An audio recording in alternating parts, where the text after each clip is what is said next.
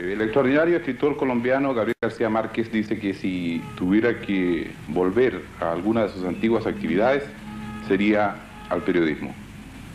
Ahora está aquí como escritor, pero nosotros le vamos a rogar que él vuelva un poco a su época de periodista para que converse con su amigo Pablo Neruda, Premio Nobel 1971.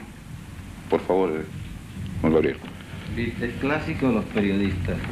Le dice uno una cosa y después terminan diciendo otra. Yo lo que dije o lo que quise decir fue que a mí me gustaría volver al periodismo, pero sobre todo a ser reportero, porque tengo la impresión que a medida que uno avanza en el trabajo literario, va perdiendo el sentido de la realidad.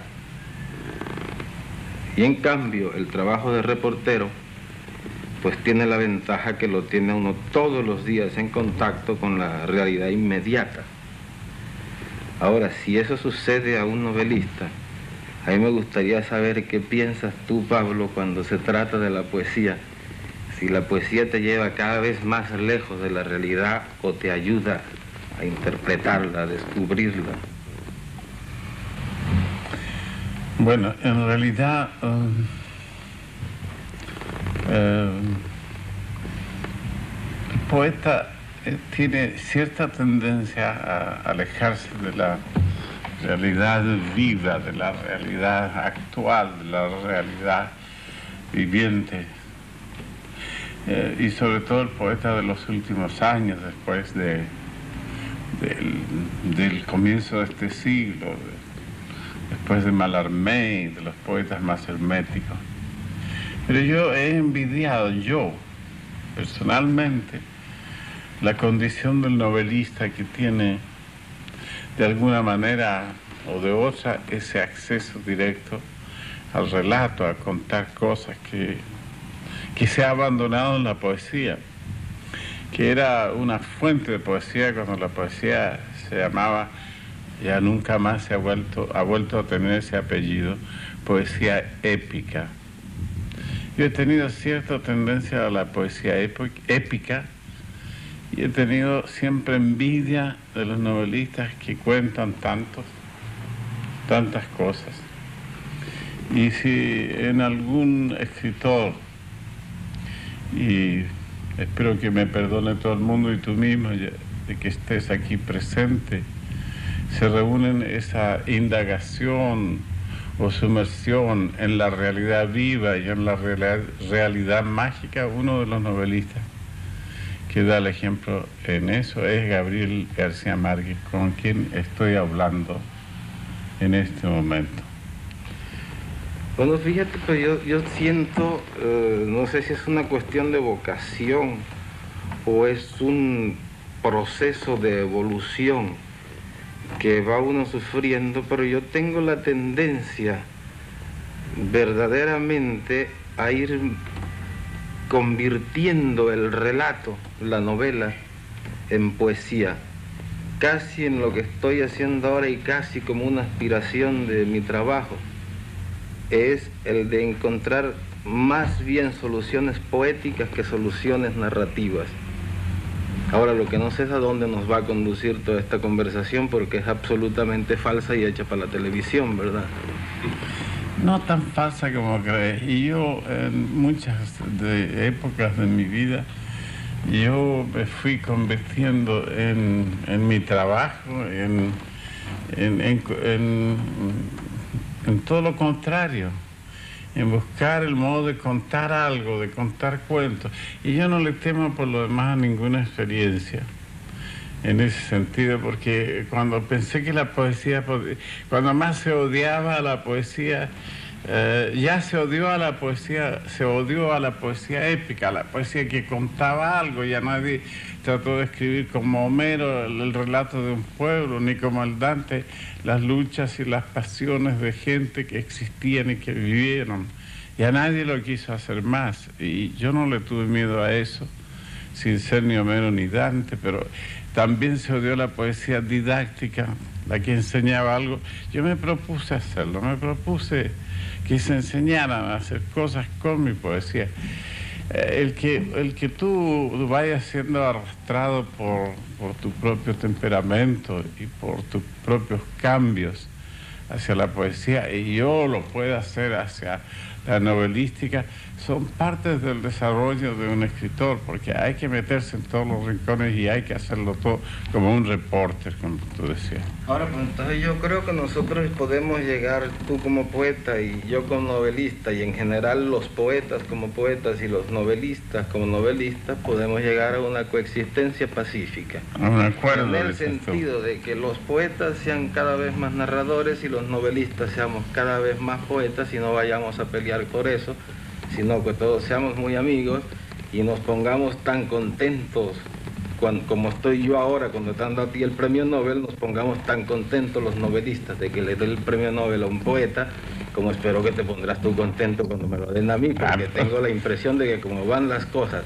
y con todo lo que andas diciendo de mí, estás influyendo demasiado sospechosamente sobre la Academia Sueca. Sospechosamente para nadie y para mí tampoco, porque te merecerías todo por tu gran trabajo. Pero volviendo al tema ese de que nos estamos cambiando de tema, yo he tenido envidia a los novelistas y te lo digo. Yo me he sentido siempre incapaz de relatar en prosa las cosas. Y la prueba está es que siempre ando pensando, ay, ¿cómo encontrar a un novelista para contarle este cuento?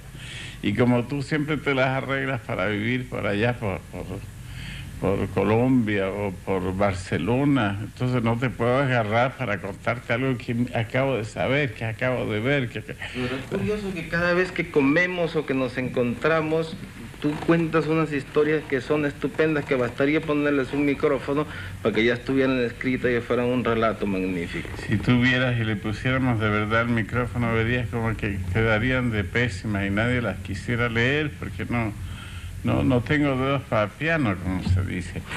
Y en cambio, yo te digo francamente, para mí la poesía sí tiene dificultades y tiene, como cualquier oficio, todas sus interrupciones, sus problemas. Yo me siento nadando como un pez en el agua dentro de ese río, pequeño océano que es la poesía, y se puede difícilmente salir. Por algo existen los géneros, y por algo se ha diversificado, pero en el fondo, como te digo, yo he tenido y yo leo novelas, soy un lector de novelas, de todas las novelas, y mastico novelas, y leo las novelas poéticas que se escribieron antes de las que las escribas tú, como Le Grand Monde, o leo las novelas realistas como Solá, y al mismo tiempo leo novelas policiales por docenas. Y verdaderamente no se puede prescindir de la novela. Nadie piensa, y a mí me parece muy extraño, por ejemplo, que una persona al tomar un tren vaya y se compre uno de mis libros. No pienso que sea natural. Estaría yo feliz de acechar por una ventanilla y ver que alguien va y paga y se sube a un tren para viajar un día en ferrocarril con uno de mis libros, pero lo más lógico es que este señor, este viajero, se compre una novela para leer lo que se piensa. Yo he dicho, la novela es el bistec de la literatura, es lo que la gente quiere comer fuerte. Bueno. ¿Y la poesía qué vendría siendo entonces? La poesía es otra parte. Si la novela es el bistec, ¿qué sería la poesía? La poesía es como una especie de acto de fin. Esto es un poco pedante lo que yo estoy diciendo, como una especie de parte del amor, parte de la acción del amor. Debe ser algo más íntimo y más recogido. Yo también, todo esto es discutible, porque también me gusta la poesía de gran ámbito y la que se esparce para afuera y la que da un movimiento de masa, pero en realidad el que alguien tome un libro de poesía es para leerlo recatadamente, es una comunicación secreta, intransferible, con partes del alma del poeta y de la persona que está leyendo, y esa comunicación subjetiva existe y es verdadera, y la siente como una corriente eléctrica alterna o de la otra, la siente todo el mundo. Bueno, yo tengo la impresión de que el tema está más que agotado. Y el tiempo y todo. De manera que a ver cómo haces si nos sacas de esta conversación, porque las buenas conversaciones que hacemos con Pablo es cuando estamos solos y no están tantos periodistas y tantos micrófonos y tantas cámaras. Pero yo tengo entendido que ustedes han estado comiendo como 3 o 4 noches seguidas, de modo que temas de conversaciones... Ya lo hemos agotado, ya no nos quedó nada para esta entrevista. Tal vez faltaría alguna motivación.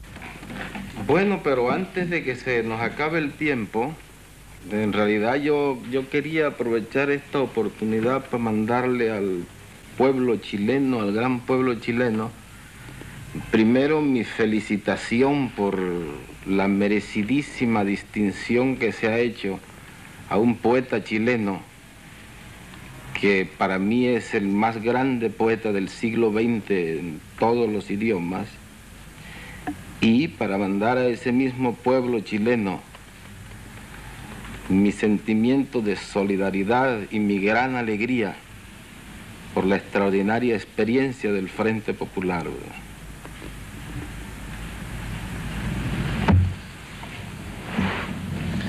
Bueno, Gabriel, déjame agradecerte, vuelvo a tomar mis funciones de embajador, ese saludo a Chile y tu cariñosa referencia hacia mí.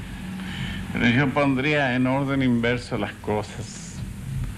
Para mí, yo felicitaría a mi país, primero por su gran acción y su decisión para transformar una parte de nuestro continente, para transformar, dar justicia, dignidad a mi país, a mi patria, a mi pueblo.